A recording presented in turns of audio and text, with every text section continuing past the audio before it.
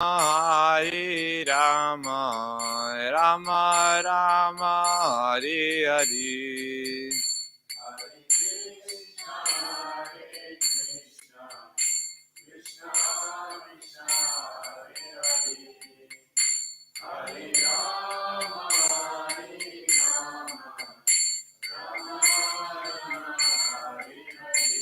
Hare Krishna, Krishna Krishna, Hare Hare. Hare Rama, Rama Rama, Hare Hare.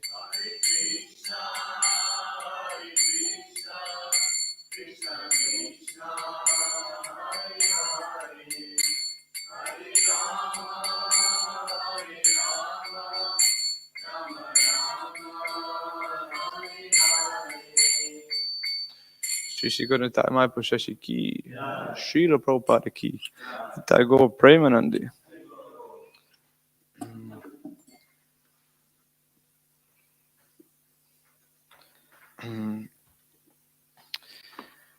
The Detroit temple was located in an old brick house with a temple room in the third floor attic.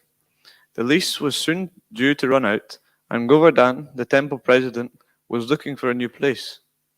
He showed Prabhupada photos of likely buildings, one of them a mansion of the late auto industry millionaire Lawrence Fisher. The place was probably too expensive, Govardhan said, and was located in a bad neighborhood. But Prabhupada was interested. In fact, whatever the devotees cited as bad, Prabhupada would say was actually good, or at least could be rectified.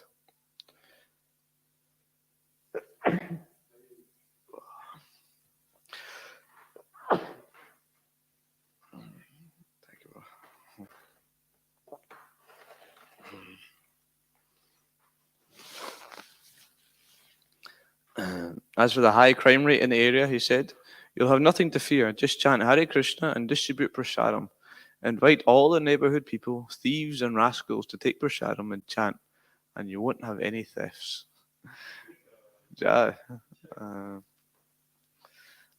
Devotees emphasized that Detroit was the crime capital of the U.S. and that the poor slum areas where the mansions were located, where the mansion was located, was known for drug trafficking, robberies, and murders.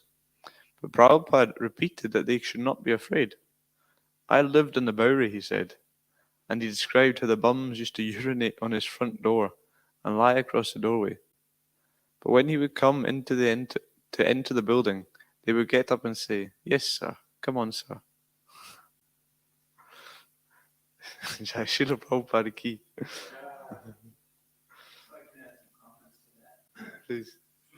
When Srila Prabhupada went to view the mansion, and the devotees were saying that the asking price was too high, Srila Prabhupada said, every room in the mansion is worth the asking price. He said the millionaire had built this simply for Krishna's service, that the devotees would come and stay there. And as far as the high crime rate, after they purchased the building, the man who was selling it was like taking the doorknobs and the light fixtures and stuff like that. The devotees had to go and stop him.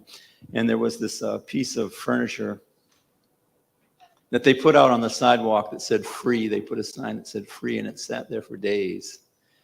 And then the temple president said, just put a price tag on it. And so Buddy Narayan went out and put $50, and he put it on there, and he said the next day it was gone. They still have this temple? Yeah.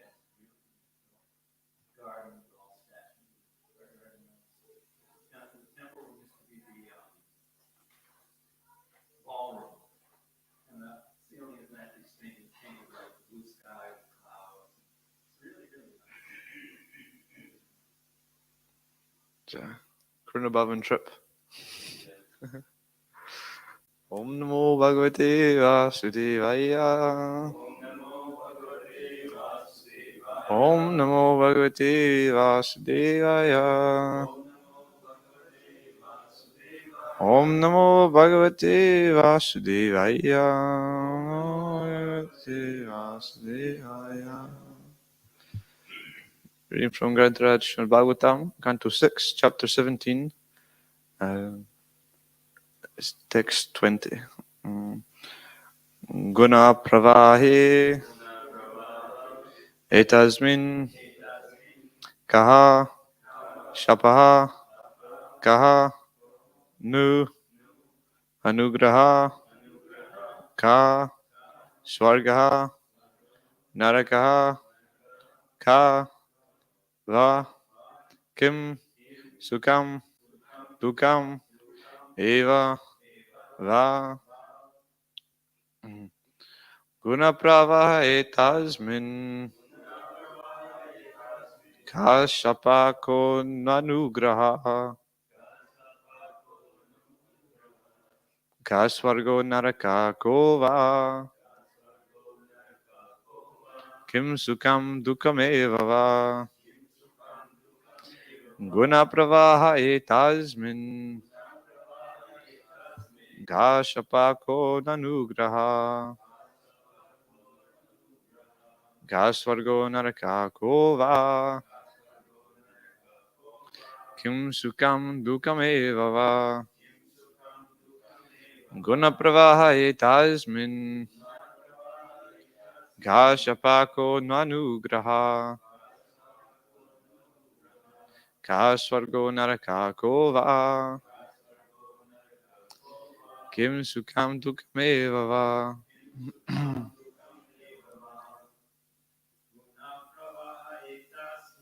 guna pravaha etasmin ka shapako nanugraha ka swargo naraka kova kim sukam dukam eva va guna pravaha etasmin ka shapako nanugraha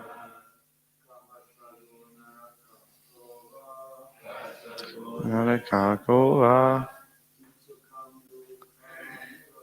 kim sukam dukam eva va guna pravaha etasmin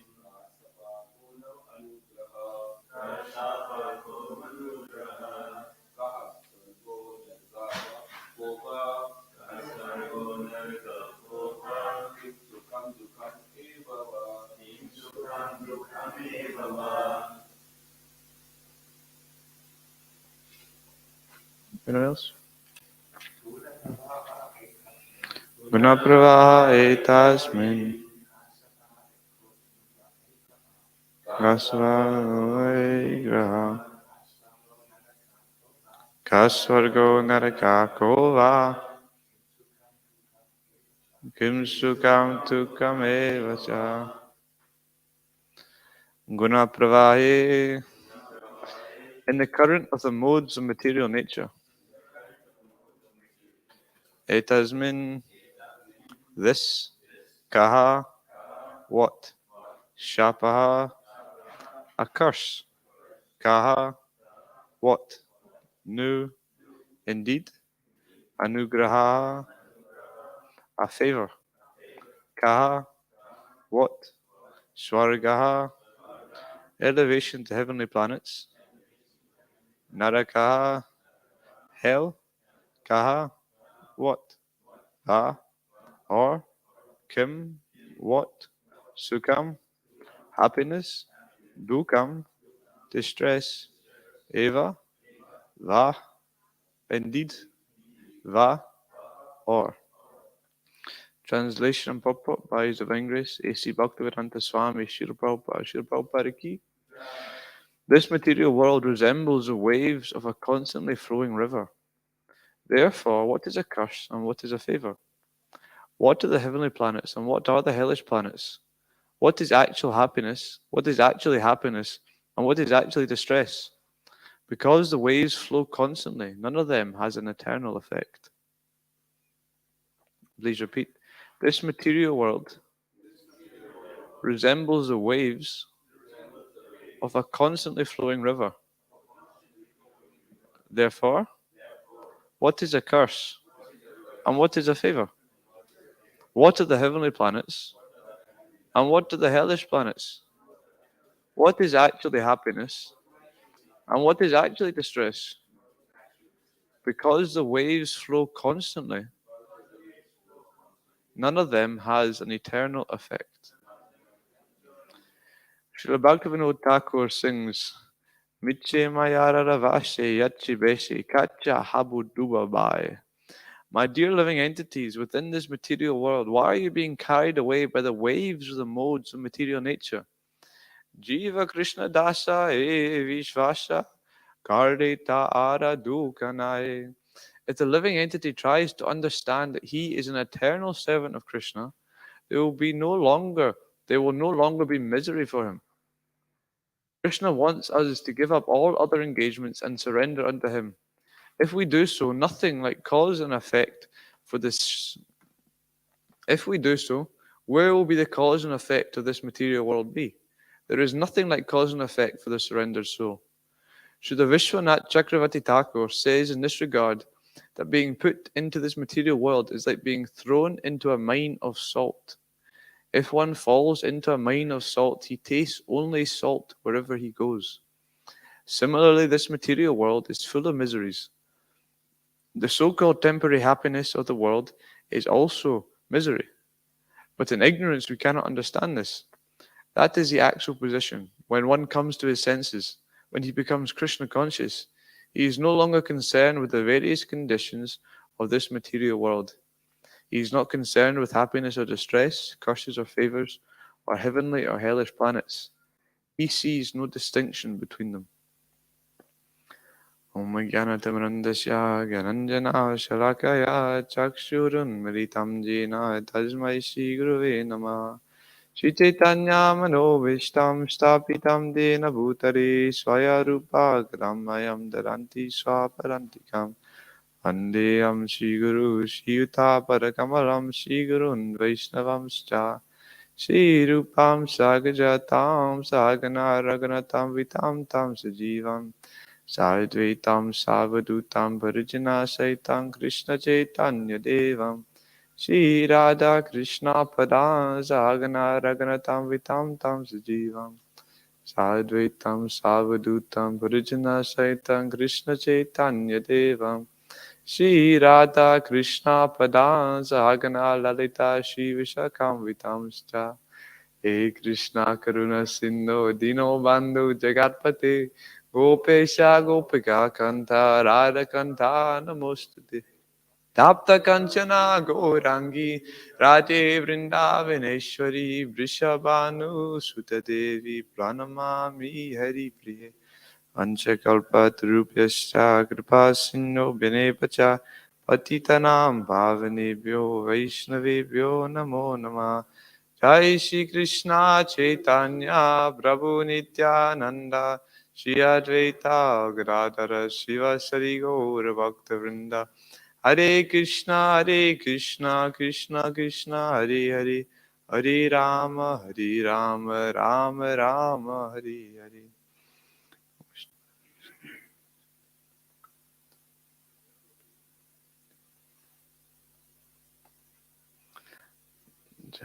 Hare Krishna, dear devotees. I'm afraid yet again you have to listen to me receive some purification by being forced to sit on the Vyasa-san. So I humbly appreciate you taking the time.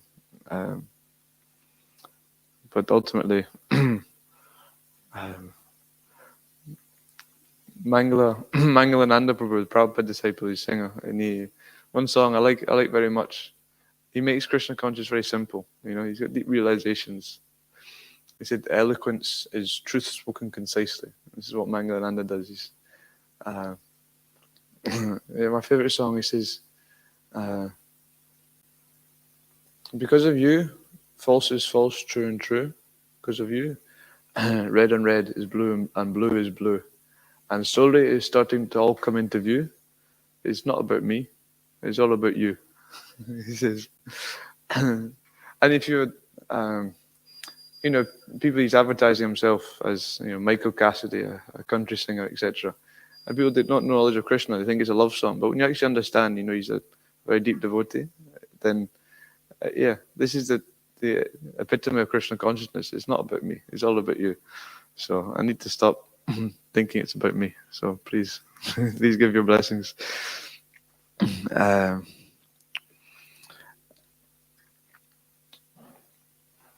Yes, it's a good question. What actually is happiness and what actually is distress? The way the material nature works is that we become satisfied with whatever situation we're put in. We have some desires, therefore we get a certain body with certain senses, and we think that by satisfying those senses, we can be happy. There's the famous story of I'm not sure where it actually comes from. I think it's in one of the Puranas. It's not in the Bhagavatam. King Indra is cursed to take birth as a hog. You know, he's the king of heaven, the most opulent person there is. He has, I think, the most opportunity for enjoying his senses out of everybody. You know, here we're very limited by how we can enjoy our senses. You know, you eat slightly too much food, and then your stomach goes. You know, or you you try smell something nice, and then your nose becomes accustomed to the smell. Or it's very difficult to enjoy our senses here. Nonetheless, we're trying. But King Indra, he had much opportunity to enjoy his senses, but he's cursed to take birth as a hog, and because he's living his hog life with his wife and his children. I'm not sure hogs have wives. I think they associate with lots of different personalities, but he's been removed from his heavenly position. Therefore, there's no one managing heavenly affairs. Therefore, I can't remember the personality of curses him, but they asked him to come back, and he says, "No, I've got so many responsibilities here." Because he's completely lost his understanding of who he truly is. This is Maya has two functions. She covers and she throws down. This is like she covers by removing our intelligence. So we think that somehow or other we can actually be happy here, and then we gradually sink deeper and deeper into the abominable species of life, as Krishna says. This is why we need spiritual knowledge. Without someone showing mercy upon us and giving us spiritual knowledge, we'll have no factual understanding of what it means to be happy. The best point we can come to is thinking that by removing our personal identity, we can be happy. On our own, we go through all the things. We say, okay, most people, they think happiness exists here. Somehow I'm just going to manipulate the material elements. Somehow I'm going to manipulate the situation. I'm going to find that juice, that nectar. Because I can see other people have it. Other people are just pretending, So most people are on this conception, and some people, they've come to a higher realization of, okay, actually, happiness isn't going to exist here. And, for some people, they have this realization that sends them down very, very dark routes, suicide and these sorts of things, but also spiritual suicide. People start to think, well, I cannot find happiness. Therefore, what's the problem? This sense of identity. So if I remove this, this is actually the source of my suffering, the fact that I have this personal identity, that I have to engage in relationships. When you have an identity, then there's responsibility, and you're constantly engaging in a relationship. There's one nice quote I always liked about music. I cannot remember, I'm sort of paraphrasing, but the music actually exists in the relationships between the notes. A melody, take a beautiful melody. The melody, the actual sweetness of the melody exists in the relationships between the notes. Each note on its own. There's nothing about it. It's boring, but when they're placed in a certain order, they come in a certain time, then this is when the beauty arises. And similarly, we only exist in relationship to everything around us, And we can see that there's so much suffering, and we want to remove the concept of I. And yeah. And this is why it's a duty of those of us who have received lots of mercy to be able, the fact that we have Srimad Bhagavatam is a sure sign that we have received a lot of mercy. And therefore it's our duty to try and share this mercy to other people. But the other somewhat more enlivening thing about this purport I like very much, this song by Bhagavatam Thakur. It says, "My dear living entities, within this material world, why are you being carried away by the waves of the mode of material nature?" He says, if the living entity tries to understand that he is an eternal servant of Krishna, there will no longer be misery for him. Very, very nice. If the living entity tries to understand that he is an eternal servant of Krishna, there will be no longer be misery for him. Not that we actually have to understand, but simply to try to understand that we're an eternal servant, there will no longer be misery. And what does it mean to be an eternal servant? We're thinking, okay, I'm trying to become a servant of Krishna. I'm trying to engage my senses. I'm trying to offer all the food stuff I eat to Krishna. I'm trying to do this for Krishna. But we're an eternal servant of Krishna, no matter what we do. This is what it means. Every single living entity, their constitutional position is to render service unto the Supreme Lord. And so either directly or indirectly, that is all that we're doing right now. And so this is perhaps more enlivening that we can think, okay, somehow or other I'm not being as successful in my spiritual life as I feel I should be. Perhaps we can feel some resentment like this, or perhaps even people can end up leaving devotional service. We could end up leaving devotional service if we're not careful, But we can have the higher vision that we are an eternal servant of Krishna. But just as the fire is covered by smoke, the embryo is covered by the womb, the mirror is covered by dust, according to different degrees, then this nature of being an eternal servant is covered. And this is why, even if we do aspire for some sort of impersonal liberation, reach the Brahma Jyoti, it's temporary. Because the soul needs to be active. The soul is active. And ultimately, the only activity that can really take place is service to Krishna. Everything apart from that is indirect service. Because we're trying to serve ourselves, but ultimately Krishna is the master of the senses.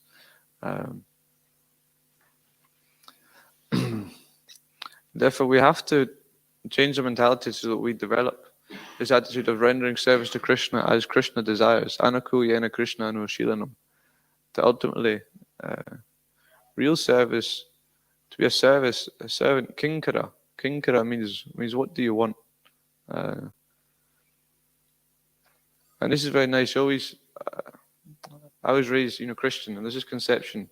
We have to pray. It's good timing. And always this idea of pray, but oftentimes when we pray, it was, my dear Lord, I want this. But this is a mudra. The two hands folded together. And as demonstrated by the devotees here. And this mudra means, how can I serve? Actually, you see beautiful, this old style of Indian dancing where they have so many different mudras they have with their hands, and they can, there's a name of one type of art form, Kali, I forget the name, and they can tell entire stories, like they'll recite a small part of like the Mahabharata, like a tiny portion of the epic. It'll take like 4 hours, and very, very slowly they're explaining the entire complexities of the narratives using their actions and their facial expressions, etc. Actually, they have these big white collars so that when the light shines on them, everybody can see their face with big makeup and so like this action here, it means how can I serve? Because Prabhupada would give the example. The spiritual master, he asks for water, and you think, I'm going to get a milk. Milk is better than water.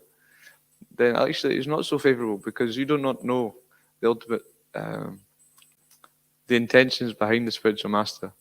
This guy, the spiritual master, he's like an expert chess player. He's 10 moves ahead, And this way, instructions don't have to make sense to us. Instructions are unlimited. If we receive an instruction from the self-realized spiritual master. We can have many spiritual masters, but someone we actually take instruction from, then ultimately there's no end to how far we can take this instruction. You know? Prabhupada was told to go preach in English, in English speaking. You know? Prabhupada did a lot more than this. You know? Prabhupada wasn't told to, travel around the globe 14 times to print books in hundreds of different languages. He definitely wasn't told to, start a revitalized Krishna consciousness in India. But he's seen all this as the instruction is like a seed, and if you water this seed, the fruits that can come from it are incredible. In this way, the instruction is like the instruction of the spiritual master, the most prized possession. We can wear it as a jewel in our head. This is what distinguishes us from everybody else, is the fact that we actually have a purpose in life. And our purpose in life is to please the self-realized spiritual master. The secret to success in spiritual life is satisfaction of the self-realized spiritual master. It's my favorite sentences in Prabhupada's purports. There's so many S's. The secret to success in spiritual life is satisfaction of the self-realized spiritual master. There's lots of secrets to success in spiritual life, and we're not trying to keep them secret. But so Srila Vishwanath Chakravarti Thakur, he gives a very nice analogy that we get thrown into a mine of salt, and no matter what we taste, it's all salty. And this has to be our conviction. That ultimately, somehow or other, we have to engage in this material world. We're here, we have some bodies, we have some relationships, but we have to be firmly convinced that we're not going to find any happiness here. I was speaking to Ashish Prabhu last night, and it was somewhat late, and he was still typing away, doing some work. Ask him, so you're doing some work? He says yes. And then so I was thinking of this verse, that just as, I cannot remember exactly, but when a married woman is in love with another man, then she performs her duties to her husband even more perfectly than she would have otherwise, to arouse no suspicion. And like this, we were talking about this verse, and then I started reading CC last night, and then this verse comes up straight away. And it's described in relation to Srila Rupa and Srila Sanatana Goswamis, or before the Sakya Malik and I always forget their Muslim names. But they're first approaching Lord Chaitanya Mahaprabhu. They have straw in their mouth. They're seeing themselves, they're saying to Mahaprabhu, okay, fair enough, you've delivered Jagai Madai, you can call yourself merciful, but Jagai Madai, they were Brahmins. They lived in Navadvip. They had some piety. Okay, they're doing some bad things, but fair enough. But if you can deliver us, this is actually, this is proof that you're the most merciful, because what have we done? We've completely lost all our Brahminical qualifications. We've engaged in the service of meat eaters, of people who are completely against the Vedic regulations, and therefore we're either, when you become they take on all that sin in some sense. They're engaged in the service, such nice service of the Muslim leaders, but then they take on all this. And Lord Chaitanya, he says to them, I've known you for many, many lifetimes, but please get up, because your humility is killing me. He says like this, you got too much humility. But then he says this verse to them, that, just as the wife, if she has some other lover, she performs her duties to her husband even more expertly. And similarly, the devotee oftentimes can be like this. Our eye is always on Krishna. This is where we always want to be thinking like this. But nonetheless, in the meantime, we have so many other activities to perform And depending upon our situation, then there'll be great benefit from performing them nicely. But the activities of the materialist and the spiritualist, if you look at simply the actions that they're doing, they can be quite similar, But the gulf of difference that is between those actions is on the mentality. And the mentality changes when we start to chant. When we start to chant, then this sound vibration is so subtle that it penetrates into our heart, and then you brush your teeth, but you're not brushing your teeth to get nice smile to impress people. You're brushing your teeth because you think, I'm worshipping the deities, I need to be clean. You're looking after your body. Most people look after the body because they think that's all they are. They don't look after the body, then what is their existence? The devotee looks after the body because he knows that this body does not belong to me.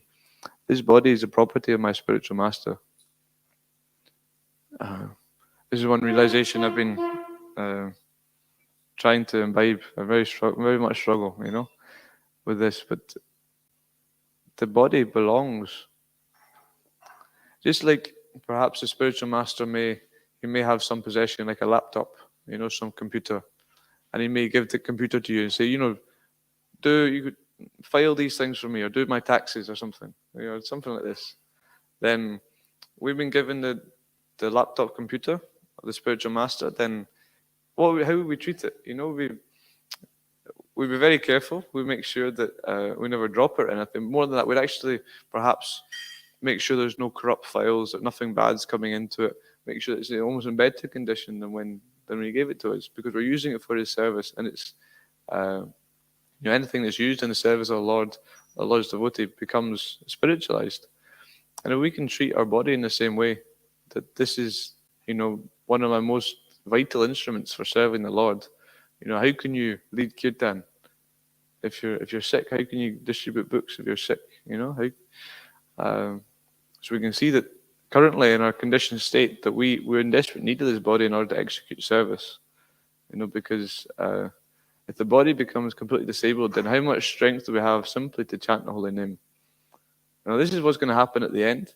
But Krishna is so merciful that he doesn't just introduce us to Krishna consciousness by saying, okay, now do nothing but chant. Because he knows we can't. You're given this body, and you can use this body in the service of the Lord, so you have to look after it.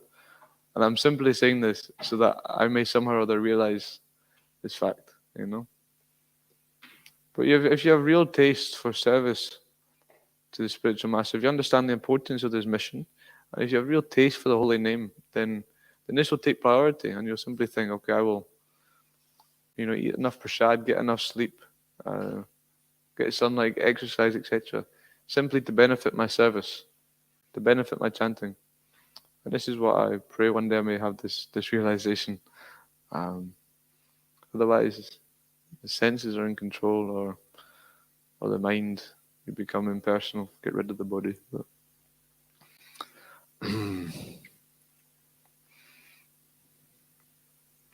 the so-called temporary happiness of this world is also misery. But in ignorance, we cannot understand this.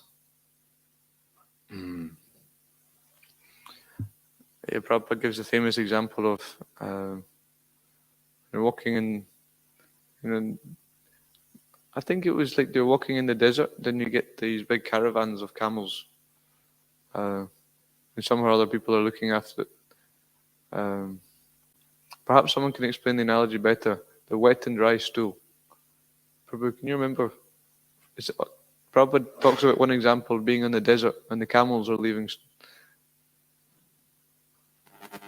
What I recall is that he was on a morning walk somewhere in America, and there was some stool on the ground, and Srila Prabhupada asked the disciples, which is better, dry stool or wet stool, or something like that.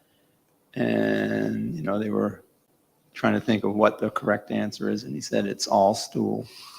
That's the only thing I've heard. It's good. Yeah. And so this has to be our factual conviction. Although we're somehow acting in the world, anything material is all stool.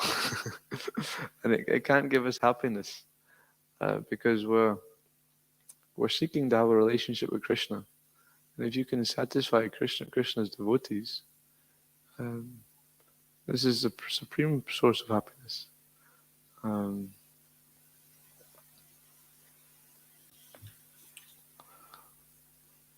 So perhaps I now open up and ask for some reflections from the assembled Vaishnavas, anything they could share perhaps in this verse, any realizations they have.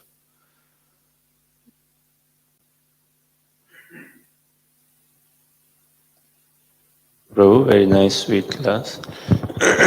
A question, Prabhu. Generally, like in India, I don't know so much in the UK though, but in India, like they say, whatever has happened is good, whatever is happening is good, and whatever will happen is good. So, That's not what they say here. okay. That's the opposite. He's equally as blind. Everything that's happened is bad, apart from, like when Scotland qualified for the World Cup. This is the one good time, Apart from that, everything is bad. Everything that is happening now is bad, and it's someone's fault, and I can name whose fault it is. Maybe that foreigner has moved into the village. Maybe their fault. Maybe it's a politician. I can let your name. But in the future, it's just going to get worse. So you might as well just go to the pub. But some people might say everything is good. They say everything that happened was good. Everything that's happening right now is great. It's fantastic. And everything in the future is going to be great. It's like no, it's not. Your body is going to come to an end. You're going to, old age is described. Prabhupada talks about it being somewhat humiliating. You have so much strength and prowess and intellectual capabilities and things in your youth. Going up, you become mature and become wise, etc. And then, for most people, old age is, they lose the faculties of their brain. They lose their ability to control their body. It's somewhat humiliating. Material energy is not nice, Unless you're a devotee, it's not. It's very cruel, And then, even on a bigger scale, if you have no sense of understanding a proper position here, then it's completely a hopeless situation. You think that this material life is all in all, then we're just destroying the planet faster than we actually could if we wanted to. We're as fast as we can. We're destroying the planet. There's no sense of security whatsoever. Therefore, the future is also going to be bad if you're realistic. So either you say everything's bad or everything's good. You're still blind. It's saying happiness and distress is. So sorry, I've interrupted you. What was the rest of your question? It was a very good interruption, proper interruption. This is what I was trying to understand. How does this sort of thought fit in the wisdom of Srimad Bhagavatam? Like everything what has happened is good, what is happening is good, and what is going to happen is all good. For where you have some realization. Nothing happens without the sanction of the Supreme Personality of Godhead. Whatever is happening is for our benefit. Srila Prabhupada said even wars are sanctioned by the Supreme Personality of Godhead because mass annihilation cannot take place without the Lord's sanction. So we should see that anything that's happening is good because it's all part of Krishna's plan. Nothing is happening by chance. So can you look into the eyes of someone who's been to a Holocaust camp and say this is good? No, I can't, but I'm sure there are self-realized souls that can. And how to explain it to people who are going through immense suffering right now? You explain it just the way I explained it. Of course, they have to have faith in the Supreme Personality of Godhead. So it all depends on faith. If they have no faith, then you can't convince them. All you can do is help to give them the faith where they would understand that. Yeah, Prabhupada said faith comes from purity. What with Tamal Krishna Goswami, he's asking that this. Faith comes from purity. You can't. But also, I was thinking as well, you can take. I remember having before I was a devotee, thinking, well, is there a God? How can there be a God? There's so much suffering. And Is there any good answers? And the Christians, they didn't really give a good answer. They said, well, it's all suffering, but Christ is God and he suffered as well, so he's joining in the suffering. I'm like, that's just even more depressing. If God's suffering, then what hope is there for us? And they tell a good story, but ultimately it's not what is taught in the Bible. But they sort of try and interpret to explain. Naturally, we need to explain the suffering we're going through. But what good is it if God is causing the suffering, but is also crying? And so you can take, perhaps there's some child who dies in a concentration camp in Nazi Germany. Okay, this is one example. We would say, how can there be fairness in this world if some child is dying like this? What have they done? They're completely innocent. They get taken away from their family and they die a horrible death. How is there any fairness in this world? And then on the other hand, look at perhaps these people who are inciting the violence, perhaps some Nazi leader, and then they got away. Many of them moved to South America after the war, and many of them never got caught or brought to justice. They lived a long life, wealthy, large family, lots of happiness, and then died peacefully. How can there be any justice in this world? But this is such a narrow vision. All you're seeing is this tiny fragment of life. It's tiny. It's like, a motion picture is made up of many still images. And you see one image, you don't know what the bigger picture is, but when they're all played together, then you can actually see what the film is demonstrating. And similarly, you look at perhaps that. Of course, we understand the process of reincarnation that that Nazi officer, etc. He's going to suffer some repercussions for sure. But even if you don't take that view of reincarnation, like what is the happiness in his life? Still he has to face death. Still he has to face old age. Still he has to face disease. Still he has to face birth. It's like, say there's a scale.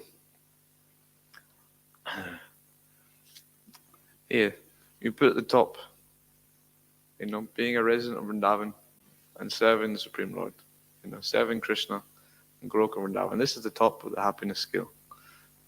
In one sense, although for many of the devotees there, it's quite stressful. But and then below this, maybe there's Vaikuntha, some relationship with awe and reverence with the Lord, but still immense bliss. And then below there's different forms of liberation, and eventually get to some sort of Sayuja Mukti, some merging into the impersonal Brahman. It's still very blissful compared to the material situation. And below this we have at your best, you can live in the heavenly planets, still material. So this is where suffering is. This is actually where we've crossed the line of enjoyment into suffering.